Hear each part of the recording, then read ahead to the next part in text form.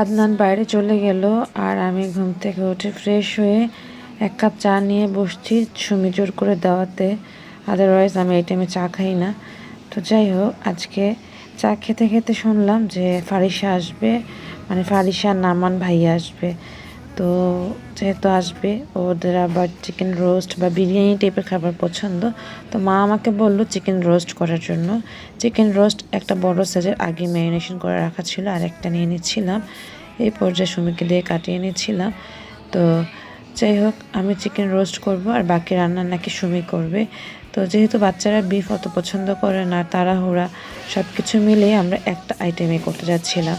মানে chicken roast থাকছে, পোলাও থাকছে, সাথে আরও খাবার আছে, মানে লাউ তরকারি থাকবে, মাছ ভাজা থাকবে।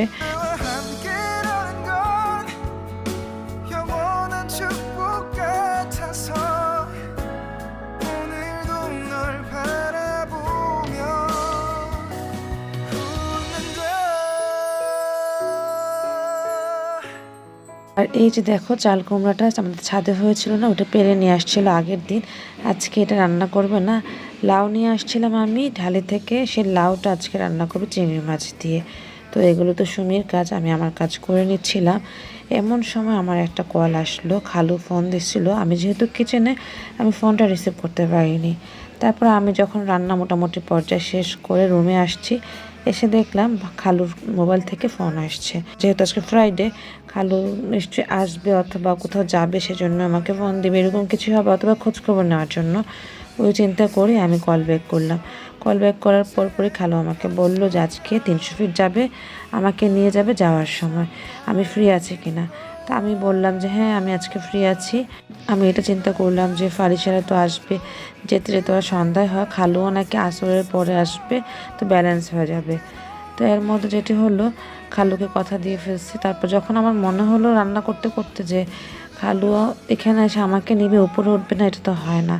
তা আমি আমার ছোটো খালাকে ফোন দিচ্ছি, বললাম যে আমি যাব না, যদি তোর উপরে আসোস তাহলে আমি যাওয়ার চিন্তা করবো, আদারওয়াইজ যাবো না, তোরাই যা। কারণ তোরা আইসা আমার নিচ থেকে নিয়ে যাবি, আমি তো ওইটা মানতে পারবো না, মানে ওটা আমার কাছে ভালো লাগবে না, এরকম একটা ব্যাপার। কথা বলতে বলতে আমার চিকেন রোস্ট প্রায় হয়ে আসছে, আর ছোটো মাছ হয়ে গেছে, টুকটাক রান্না হয়ে যাচ্ছে, আর ডিম সেদ্ধ করা হয়েছে, ডিম ভুনা করবো। আর এদিকে সুমি শরবত বানিয়ে নিচ্ছে, ভাইয়া এবং ফারিসারা চলে আসছে, আর আমার রোস্টও এখন বেরেস্তা দিয়ে টুকটাক কিছু দিয়ে নামিয়ে নিব। যাই হোক, তারপর যেটি হলো, খালাকে বললাম যে আমি যাব না, তোরা উপরে না আসলে তোরাই যা, আমার আজকে বাসায় গেস্ট আসবে, ফারিসারা থাকবে, থাক, যাব না।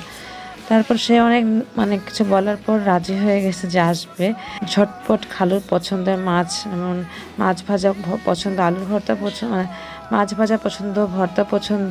তা আমি ভাজি আইটেম কয়েকটা করে নিয়েছি, আর এইদিকে ফারিসার আমি খাওয়াই দিচ্ছিলাম। মানে খালা আসবে শুনেই কিন্তু আমি ভাজি এবং মাছগুলো রেডি করে নিচ্ছি। তার আগে বাচ্চাদের খাওয়াইনি, যেহেতু 2টা বেজে গিয়েছে, তো আমি ওদেরকে খাওয়াই নিচ্ছিলাম, ওরাও হাঙ্গরি হয়েছে। তো খাওয়াতে খাওয়াতে সুমিকেও মানে অর্ডার করছিলাম, এটা করতে ওইটা করতে, আর এইদিকে আমি গিয়ে একটু নাড়াচাড়াও দিচ্ছিলাম।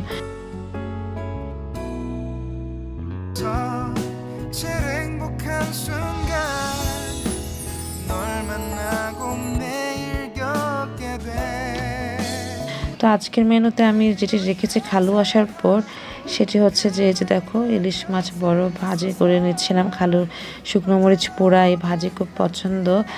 আর হচ্ছে গিয়ে রোস্ট তো হয়েছে, পোলাও হয়ে গেছে, বাচ্চারা খেয়ে নিবে। এদিকে আমি খুব শাককে মিস করতেছিলাম, কারণ শুক্রবার একটা দিন সবাই শাক পছন্দ করে। আজকে তো আমরা জানতাম না খালু আসবে, না জানার কারণে কিছু ওরকম করতে পারিনি।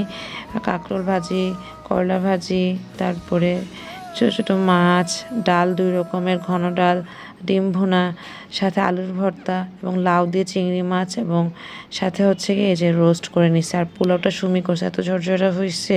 তো ভর্তা আইটেম যেহেতু খালুর পছন্দ, অন্যান্য ভর্তা করতে সময় লাগবে, যার কারণে আলুর ভর্তাটা করে ফেললাম। খালারাও চলে আসছে, এভাবে সবাই আমরা খেয়ে নিচ্ছিলাম। ভাইয়া ফারিসারা খেয়ে চলে গেছে, খালুদের সাথে দেখা করেই গেছে। তো সন্ধ্যার নাস্তা কিন্তু অনেক কিছুই ছিল। খালুকে পেয়ে এতটা এক্সাইটেড ছিলাম যে আর ভিডিওটি করতে পারিনি, মানে মনেই ছিল না অনেকটা বলা যায়। তো রাতে ওরা খাবেই না, কোনোভাবেই খাবে না, আমাকে আটকায় রাখতেছিল যে না কোনোভাবে রাতে খাবো না। আমি বললাম যে না খেয়ে যেতে হবে। তখন আমি অনলাইন থেকে অর্ডার করতে নিয়েছিলাম, খালা আমার মোবাইল ধরে রাখছে, মানে অনলাইনে অর্ডার করতে দিবে না। এর মধ্যে আদনান ফোন দিয়ে বলল যে অবশ্যই খাওয়াই দিতে, আমি অর্ডার করতেছি। আমি বললাম যে ওনারা তো চলে যাচ্ছে, বললো যে না খাওয়াই দিতে হবে। তো আদনান আবার কাচ্চি অর্ডার করলো। তো ওনারা ফুল ছিল সন্ধ্যার নাস্তা খাওয়ার কারণে আমি আবার সেগুলো পার্সেল করে দিয়ে দিচ্ছি। 6 জন ছিল, মানে 6 জনের খাবার দিয়ে দিচ্ছি। আর এই যে দেখো খালুরা চলে যাচ্ছে, খুব খারাপ লাগতেছিল, যতক্ষণ না যাচ্ছে দাঁড়ায় ছিলাম। ওরাও আমাকে হাত দিয়ে ইশারা দিচ্ছে বাচ্চাগুলি। যাই হোক আলহামদুলিল্লাহ, শুক্রিয়া, ওরা যে আজকে আসতে পারছে আমাদের অনেক ভালো লাগছে। দেখা যায় কেউ কারো বাসায় ওরকম যাওয়া হয় না, আমরা তো প্রায় যাই, কিন্তু খালু ওরকম তো আসে না। কিন্তু দুঃখের বিষয় আজকে গরুর মাংস রান্না করতে পারিনি, আর অনেক কিছু ভর্তা করতে পারিনি, তাই মনটা খারাপ ছিল। তো কাচ্চি দিয়ে দেওয়াতে একটু শান্তি লাগছে, যদি রাতে ডিনার না করাই দিতাম আরও খারাপ লাগতো। যাই হোক ওনাদেরকে বিদায় দিয়ে এসে আমি বাবা মা খেতে বসে গেছিলাম, কারণ কাচ্চিটা খুবই গরম ছিল। আর আমি কাঁচামরিচ পেঁয়াজ নিয়ে বসছি, আর লেবু একটা নিয়ে নিলাম।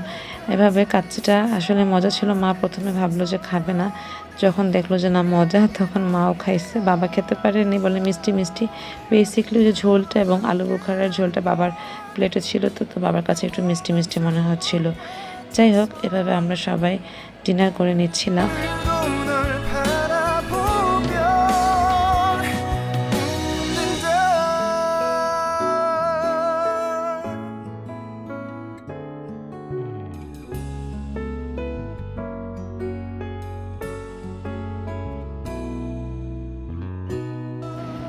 তো আদনান আসছে, আদনান কাচ্চিও খাবে না, কিছু খাবে না, একটা প্যাকেট বেঁচে গিয়েছিল, 2 প্যাকেট আমরা 4 জন মিলে খাইছি, ভালোই পরিমাণ ছিল। এখন আদনানের জন্য ডিনার হিসেবে আমি যে রোস্ট রান্না করেছি সেটি নিচ্ছি। আর পোলাওটা এত ঝরঝরে হয়েছে, সবাই বলতেছিল সুমি রান্না করছে, পোলাওটা অনেক মজা হয়েছিল, ঝরঝরা।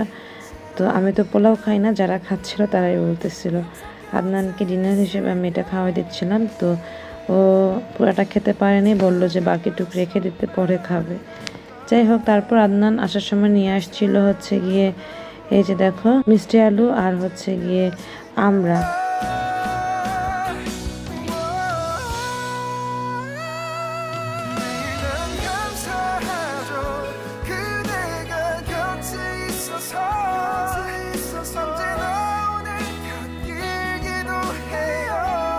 তো আমি আবার 2টা মিষ্টি আলু সেদ্ধ করছি, আর আদনানকে এই যে দেখো আমড়া থেকে আমরা কেটে দিচ্ছিলাম।